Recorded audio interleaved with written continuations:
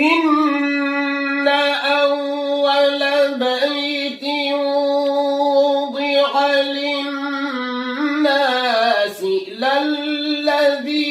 ببكة مباركا وهدى للعالمين فيه آيات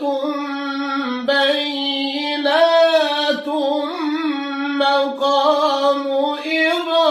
إبراهيم ومن دخله كان آمنا ولله